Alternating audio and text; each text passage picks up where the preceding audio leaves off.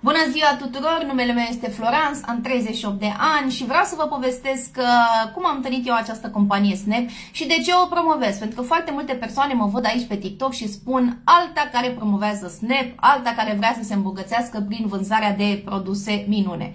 Dragii mei, eu ca și asistentă medicală sunt o persoană care am văzut la viața mea foarte multe. Am văzut în 13 ani de urgență, lucrând ca asistentă medicală pe salvare, atât cât alții nu văd într-o viață de om. Și vreau să vă spun că dintotdeauna am avut probleme cu greutatea și mi-am dorit disperată să slăbesc, dar nu mă gândeam la sănătate.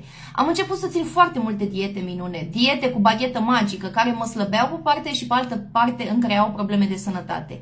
Dar când am întâlnit acest program de remodelare corporală prin detoxifiere, cu suplimente alimentare, cu suplimente minunate care au extract de Ganoderma lucidum, iar Ganoderma lucidum este diferența majoră care se află, bineînțeles, în programul nostru de detoxifiere, programe făcute speciale pentru noi, cele ce ne dorim să slăbim frumos, să nu ne înfometăm și, bineînțeles, să-i dăm corpului sănătate.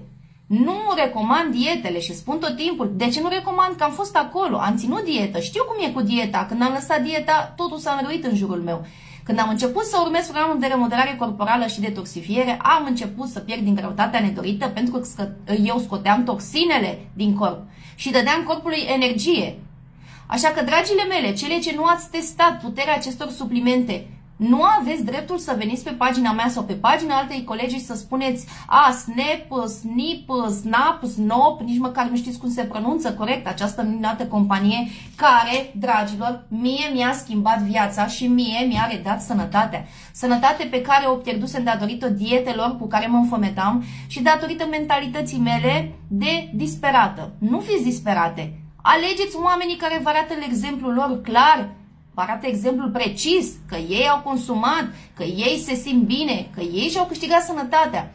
În 3 ani de zile de când sunt brand ambasador Snap, am schimbat foarte multe vieți, atât femei, bărbați, tineri, bătrâni, cât și copii, cu acordul părinților. Foarte multe persoane, pentru că mi-au văzut propriul rezultat și au văzut că nu sunt fake, au ales să mă urmeze. Atât persoanele din mediul meu, cercul meu apropiat, cât și oamenii străini pe care nu-i cunosc.